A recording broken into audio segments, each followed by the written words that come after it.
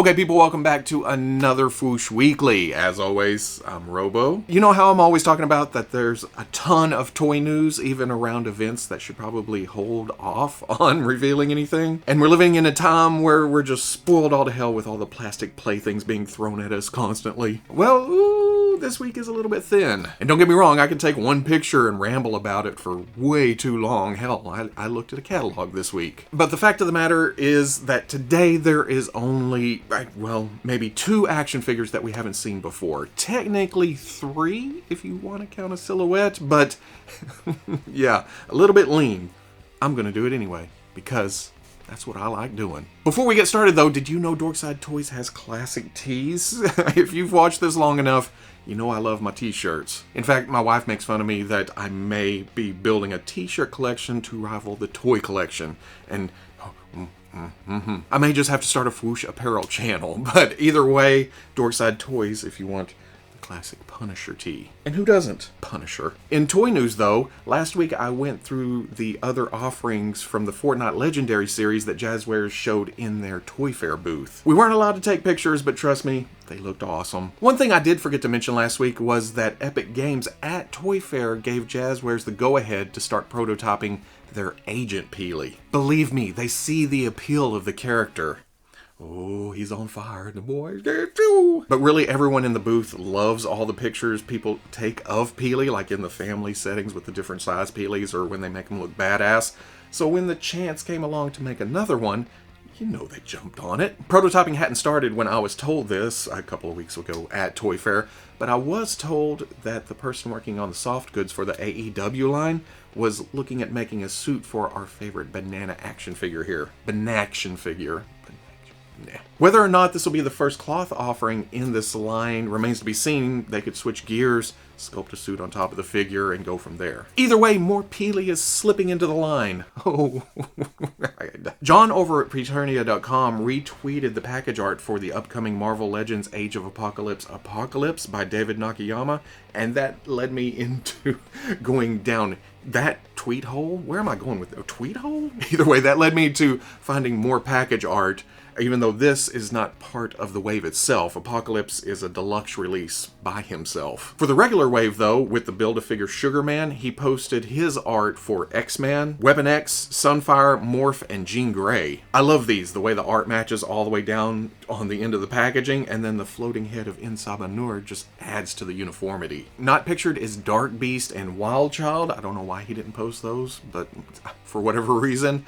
But yes, this wave has been found in, I don't know where it was found, probably Canada or overseas, or is it leaking out in the States? Who knows? All I know is it seems that Age of Apocalypse is going to be the next wave hitting. Another item last week was the McFarlane Toys Mortal Kombat 11 Spawn figure, and it was announced that it would go up on Walmart.com and certain Walmart stores that Sunday, and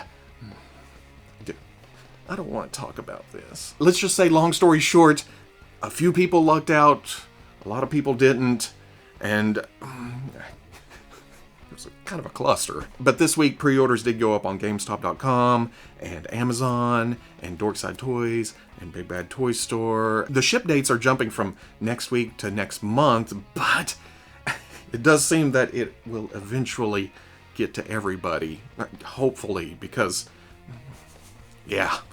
Speaking of McFarlane though, a screenshot from EB Games in Canada seems to reveal upcoming DC Multiverse figures. We saw the White Knight figures and Arkham Asylum and Wonder Woman at Toy Fair. These seem to take us beyond that, and I'm hesitant to assign any kind of wave numbers because these releases seem to be split between August and October. I'm not familiar with metal. I've been told the basic concept, but to an outsider like me, it seems to be just Batman in different hero and villain flavors. Dawnbreaker is obviously Green Lantern, while Devastator seems to be Bruce mixed with Doomsday. Flashpoint Batman, or Bat-Dad, is a nifty design I've always liked.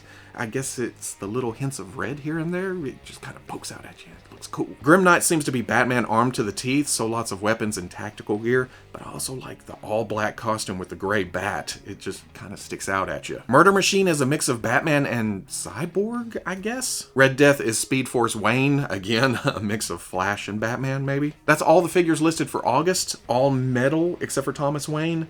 all modern. So Todd's definitely running with a theme here. The October releases, though, skew away from metal with Modern Flash, who looks fairly classic except for the added yellow energy lines. Modern Joker, which I have no clue what he currently looks like, but it's got to be a variation on his usual appearance, right? And Red Hood, who's been around for a little bit, and I've always loved this design too. It just adds to the Bat family. And while none of those are metal, they're all still fairly modern. I know Red Hood's been around for a little bit, but it's in the modern age. There's also a vehicle and figure pack listed for September, I think, and that should be interesting. Packaged together with a figure, you gotta think it's a motorcycle or a smaller type vehicle, but I'm kind of impressed with what they gave us with the Bat Raptor and that price point. And this price point is higher, but remember it's Canada, so it's a little bit higher on top of that. All in all, Todd seems to be sticking with current events, which is right up his alley. At Toy Fair, he said he'd like to make action figures that haven't been made before.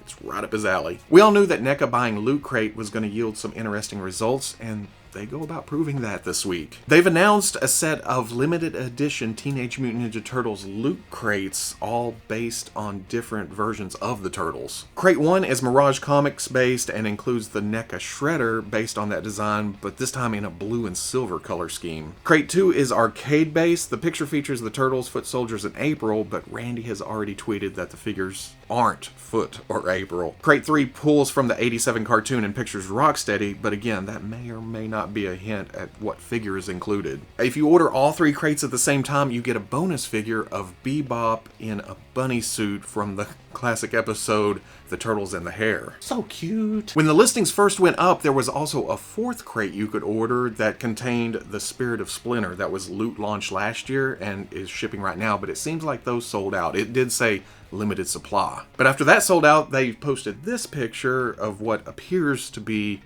maybe the digital sculpt, maybe the figure itself, of Bebop in his bunny suit. Now, right off the bat, people speculated that Bebop would be in a cloth goods suit with the regular Bebop figure underneath, and then Crate 3 with Rocksteady would be the same concept, and you could take the bunny suits off and you'd have the 2-pack, giving people another avenue to get Bebop and Rocksteady if they couldn't find them at Target. But then Randy kind of shot that down, tweeting that putting Bunny Rocksteady in Crate 3 would be logical, but they're not always logical. Plus, if this picture is the actual Bebop sculpt, then it looks kind of too defined and hard-edged to be a cloth suit. So it appears that Bebop will be a fully sculpted body. Randy also confirmed that crates 2 and 3 will not be strictly repaints, that there will be new tooling on both. At first glance, I'm only interested in Crate 1 with the Mirage Shredder, since I have those Turtles and April, but I never got Shredder in the foot, so this will make a good addition to that set. But then Randy comes along and he's all evil, teasing about what may be in Crate 2 and 3, and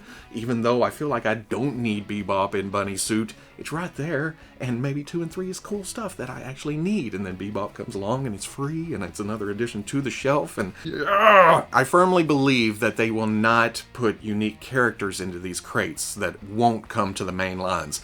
I really feel like they're going to be just variations of basic characters that we're going to get through other means, but, I mean, what if? You don't know. If you're interested, lootcrate.com. And then finally, the Secretive World of Star Wars Black series. I love this property, but it seems like pulling teeth to get any kind of information out of this line lately. This time around, Jason over at yakface.com has the mouth wide open, he has the pliers, he's in there looking. And he found this little tidbit over at Toys-R-Rama UK. Here is the Hasbro Star Wars Black series GameStop exclusive Gaming Greats Force Unleashed Stormtrooper.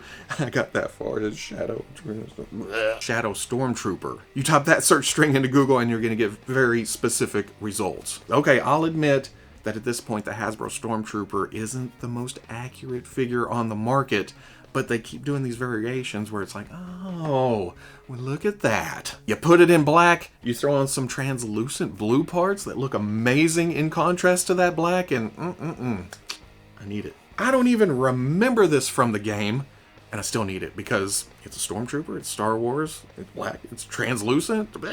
Now this isn't a total surprise because we actually saw the packaging art a while back. So we knew it was coming, but to see it in figure form, it means it's closer. That Hasbro may actually announce it at some point. Plus, seeing this packaging with the standard box But with the blue highlights and the blue added to the package, it makes me regret opening any of my toys. They'd look so good in package across... Who am I kidding? Give me the plastic. But it sure makes a pretty presentation for those of you who do keep them in the box. Like I said, GameStop exclusive, and it should be announced any day now, along with the gaming great Stormtrooper Commander. So much blue, so much trooper.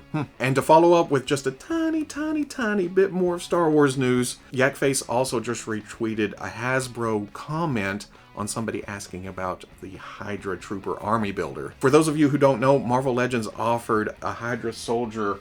Oh, it's right here. They offered up a Hydra Soldier Army Builder on Pulse for a cheaper price, a more basic box. And the tweet was asking about that being applied to the Star Wars line with Stormtroopers or clones. Hasbro Pulse replied with a simple "stay tuned," but that's a fairly canned response. I mean, you didn't expect any more than that. But them simply replying gives a little bit more faith in it actually happening. And as we've learned in the past, or assumed in the past, the different departments within Hasbro don't do a lot of interacting, most famously with the photo reel hitting Marvel Legends, and then it slowly trickling into the Star Wars line later. So I can imagine the Marvel team revealing the Hydra Trooper at Toy Fair, and the Star Wars team going, "Hey, wait a minute." And that's all for this week. I told you, not a lot of actual new toys to be shown, but hey, that's 2 more than we had last week. Okay, well, 3 or 4. Technically, I don't know. It's all toys. We're talking about packaging and how to get toys and where to get toys and what toys are coming.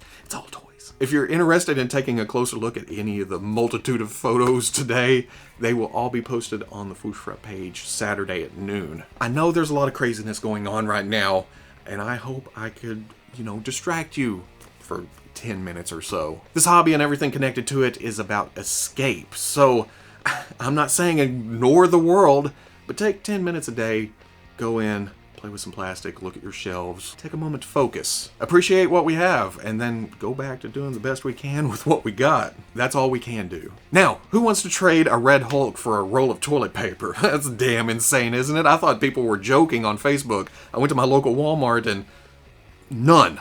A whole empty aisle. That's craziness. But if you enjoyed the weekly, comment, like, subscribe, or whatever the platform you're watching this on allows. Much love to the plus. If you haven't heard, Dorkside Toys is doing a weekly contest to give away free toys. So if you're interested, patreon.com. But wherever you may be watching this, I'll always catch you on the Fwoosh. Appealing.